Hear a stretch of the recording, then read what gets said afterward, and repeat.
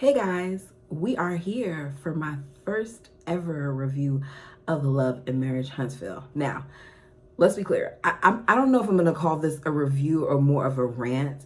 Normally, I take a lot of notes, and this time I took a good amount, but they're not as detailed as I would normally make them.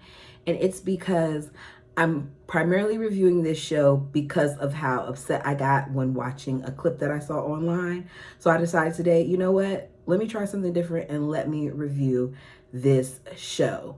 So we begin the episode with Keke stealing, and we end the episode not knowing whether or not Keke really stole.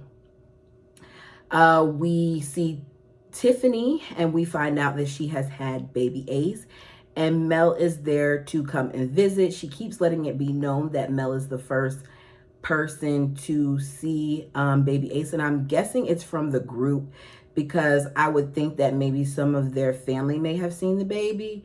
But the point is, Mel's the first person, kind of like I'm telling you, you're the first person because we want to do something to show off our baby eventually.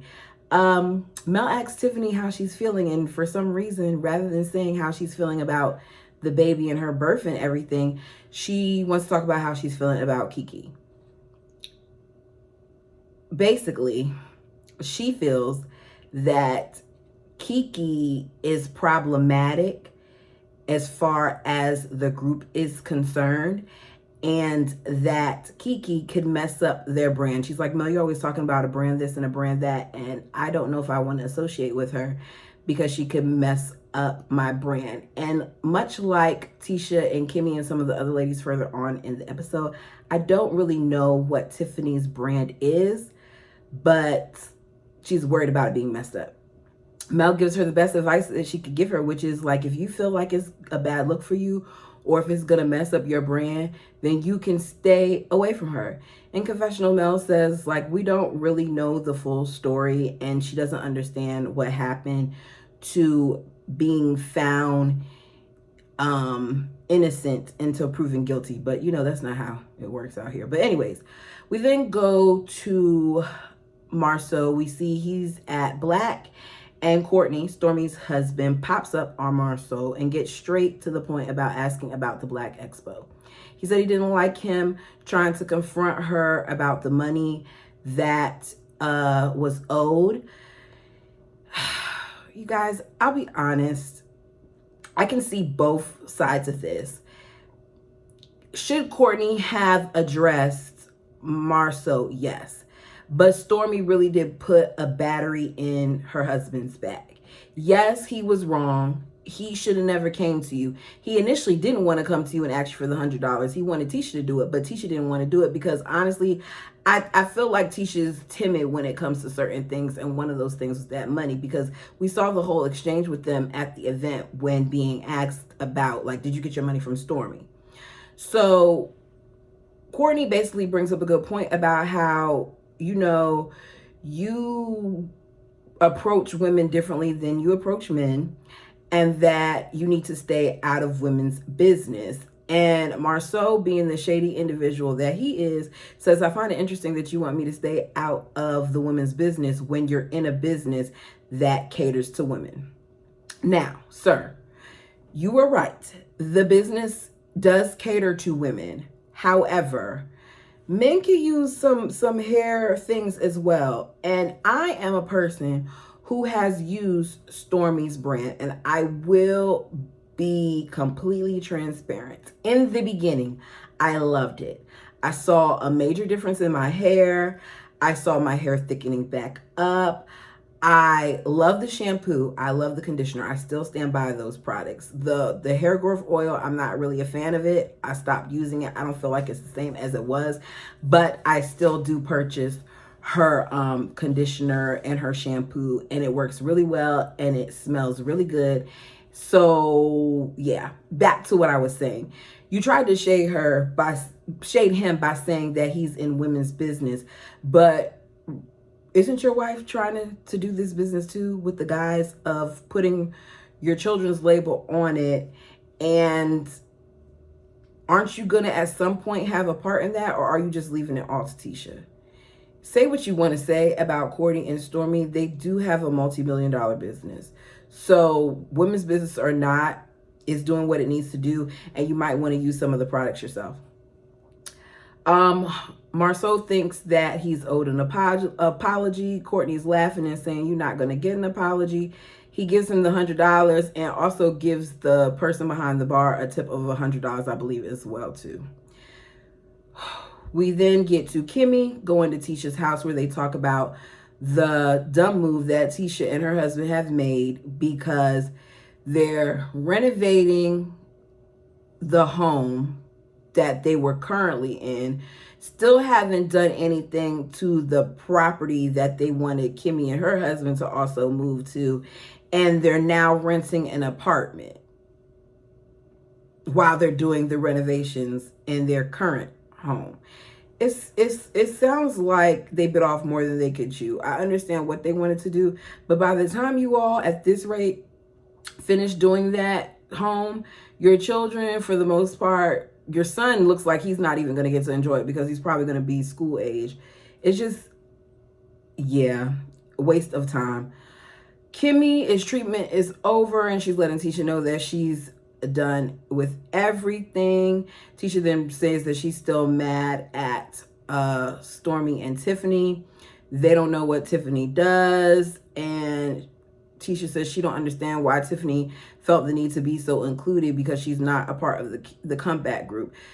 You could have asked Tiffany to help out a little bit, because even though you don't know what she does, she obviously does something, and she seemed to have more knowledge of the questions that were being asked while in the audience than the people that you had up there. Because I don't remember what the question was, but I do remember that your brother-in-law and your husband didn't know what they were talking about, and Stormy had to kind of fix it. Martell is at his rental property.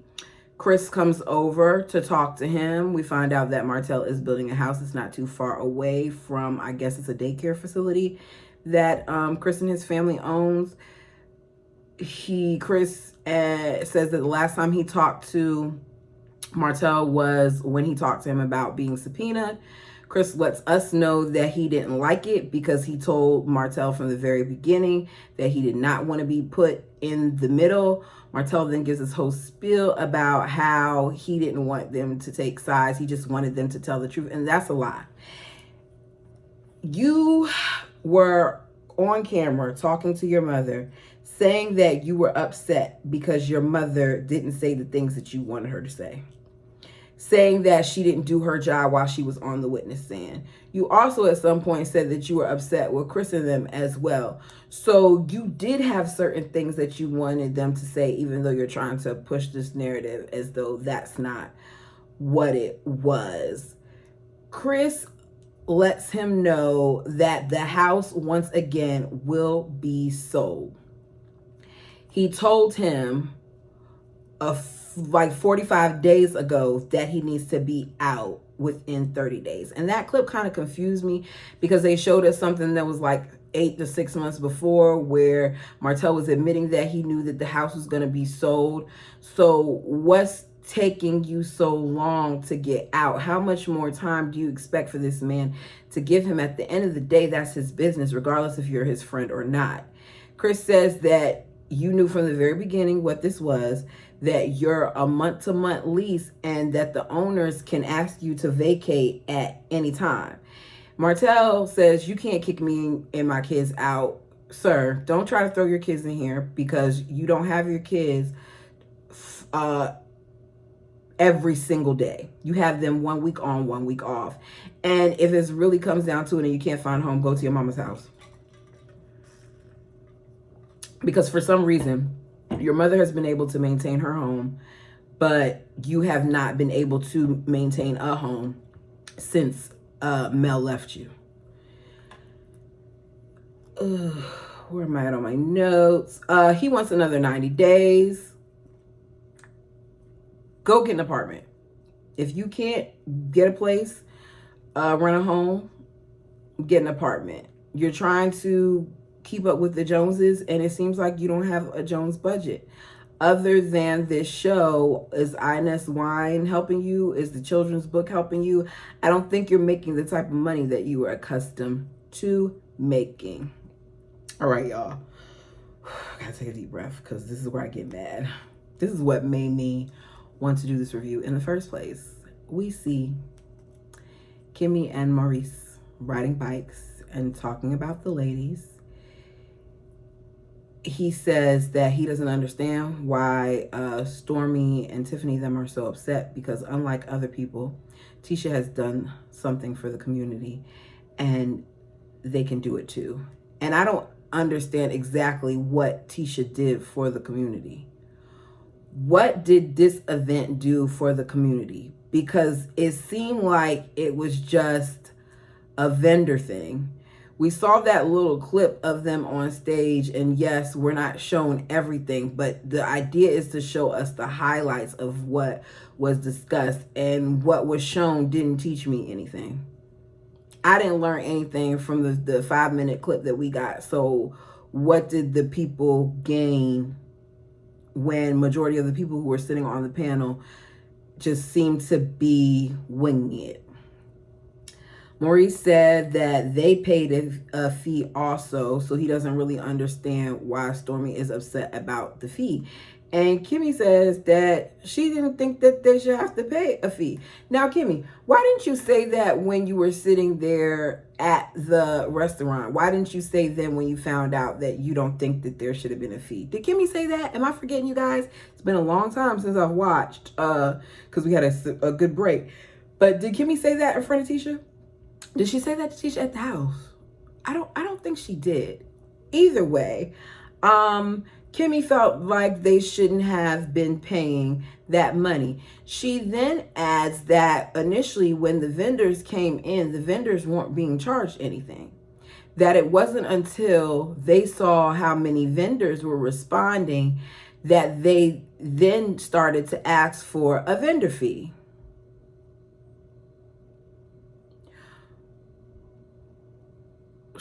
So what is it that, did you just want the people to pay for the building? What is it that they pay for? And I'm going to go down into it a little bit more when I get to Stormy and Courtney talking about it, because Stormy gave even more clarity to the situation. We're going to stick to Kimmy and her trash husband right now. Kimmy then talks about how she needs to get another yoni egg because she wants to make sure that everything feels great for her husband when they have relations. She's trying to, get things back right and try to get her libido up and all those other things. And he basically cuts her off and says that it is a mental thing. Maurice is so inconsiderate of what his wife has been through, to the point where Kimmy has no relation to a lot of us who watch this show. And I feel like we show more compassion to her than her own husband. I've never been through it, but I do have family members and some really close friends that have been through both chemo and radiation. Some have survived. Some haven't. So if I get emotional, just go with it. Chemo is no joke. Chemo is designed to kill everything in your body. The good and the bad. That's what it's designed to do. It's designed to destroy cells that are attacking your body. So, as a result, you think when you hear chemo that, there's some sickness, there's some fatigue, and there's some hair loss. From what I understand, the hair loss hurts. It's not a thing where it just falls out. For some people, for people that I know, I've been told that it hurts physically. And I'm sure emotionally, because especially as women, our hair is our crown. So it hurts. Radiation hurts. Radiation changes the texture of your skin. Radiation causes soreness, redness, tenderness, hardening. There are so many things that happen. Back to chemo. Chemo causes some women to lose control of their bowels. So, this man who is supposed to be so in love with this woman has not taken the time to really understand what she's going through. And it is so insensitive that out of all things you want to complain about, you want to complain because you're not being able to have sex as much as you want to. You need to get help. He needs to get help. Because when my aunt was going through her cancer, and unfortunately she did not survive, the last thing that my uncle was thinking about was whether or not he was going to have relations with his wife. My uncle was thinking about her comfort. My uncle wanted to make sure that she was in the most comfortable position she could be. If it had to be 80 degrees in the house so that she would be warm, guess what? That thermostat was set at 80 degrees in the house. If her being comfortable sleeping meant that he would sleep on the couch in the room instead of on the bed, then so be it. That is what he would do. There are things that are just like, come on, where is the humanity in you? That out of all things, you're mad because you're not getting as much sex as you want to. You don't even care enough about your wife to look up the things that the side effects of the medication that she's taking, of what's been done to her body. Her body was in fight or flight mode. Did you not go to the doctor's appointments? Because she seemed to have to tell you a whole bunch about the medication and the side effects of the medication. Did you not go to the doctor's appointments to find out what this medication can do? He then asked her, like, how long is this going to be a thing? How long is it going to take for your libido to come back? And Kimmy says she don't know. And he wants an answer. Kimmy says it can take as much as a year. It differs in different people. He then sets a timer to act like he's going to set it for a year because he needs her to find out when it's going to come back. And then you guys are going to sit on Fox Soul or wherever on this show and try to make us believe that Kimmy is faking it for the sacrifice that she's given to her husband and not because she's legitimately afraid that she's going to lose him. Because none of this makes sense. Kimmy, run. And I respect marriage. I respect all those things. I understand what marriage is supposed to be. But if you truly took your vows seriously, you would understand what true sickness and health meant. And I think that you have covered sickness at a surface level. Because for him to sit there and say that it is a mental thing is insane to me. Kimmy at some point tells him he better stop talking because then it's going to be a thing where she really mentally doesn't want to do anything with him. Kimmy, you allow him to disrespect you too much. I want to know what happened to the Kimmy that we originally saw in this series, who somewhat seemed like she had a backbone. We come back, excuse me, guys. We come back to Stormy and Courtney at the warehouse.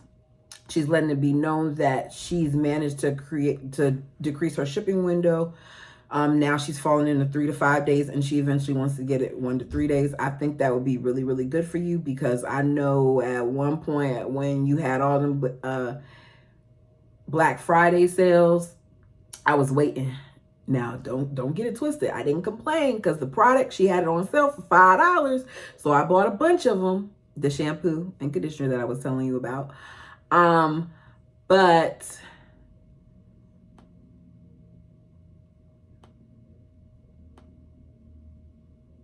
decreasing that window would be a good idea. Sorry guys, the text came across my thing. So I'm distracted so easily. Stormy then gives us further clarification and lets us know that part of the reason why they were asked for the $100 was because the event cost went up. That the price went up to $10,000 to cover the event. And I'm confused at why the cost went up.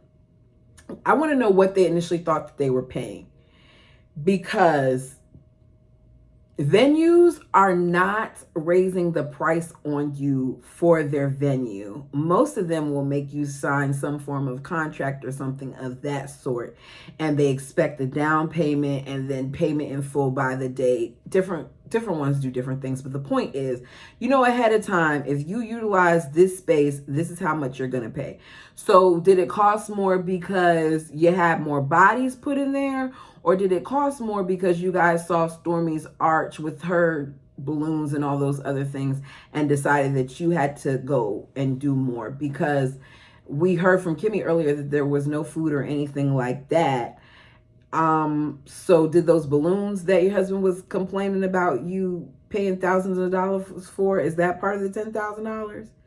Was this event a tax write-off, or was this event a way for you all to look like you're trying to do something for the community as well as make money? I don't quite understand, and I wish we had more clarification on that.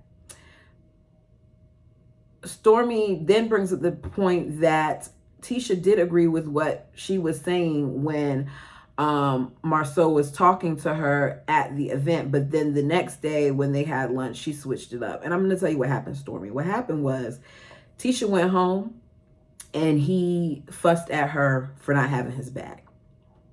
They talked about it and he said, look, you need to have my back. You didn't have my back in there. Make sure you have my back at lunch tomorrow. That's what happened. Okay, finally we get to Keke. We see Mel visit Keke, and Keke lets us know that she was in the hospital for back pain. Keke, I really hope you were having back pain, and I hope you weren't trying to get more medication. I don't know what the story is with you. I'm not trying to put anything on you, but it's just ironic that you were in there for back pain. They couldn't find anything wrong with you, but you went and then you went back again. I really hope it was for back pain. Mel gives her some push through merchandise to help remind her that no matter what she's going through, that she needs to push through. I don't really know what it's supposed to do, Mel, but I get it. Put it in the atmosphere and then hopefully it'll be good. Keke then is talking about everything that she wants to do, businesses she wants to start, book, poetry book, children's book, all these different things. She's talking about everything but the theft. And Mel brings it up like, Keke, what's going on? You know, people have been sending me things about you and whatever. And Keke says, well, am I being accused or have I been found guilty? And it ends there and says to be continued. And they show at the end of the clip that Keke has not been charged with anything. So, I don't know. She might have taken something. Maybe they felt like it wasn't worth it to pursue because she didn't steal the merchandise all the way. Who knows? That to me, not to say it's irrelevant, but it's irrelevant because Keke is not really a main cast member, but she's going to provide us with some stuff apparently this season. I will say this. I think that Carlos heard a lot of the complaints and decided to give us a decent episode. You said a lot, Carlos, about all the different things that have been going on with all the other shows and franchises.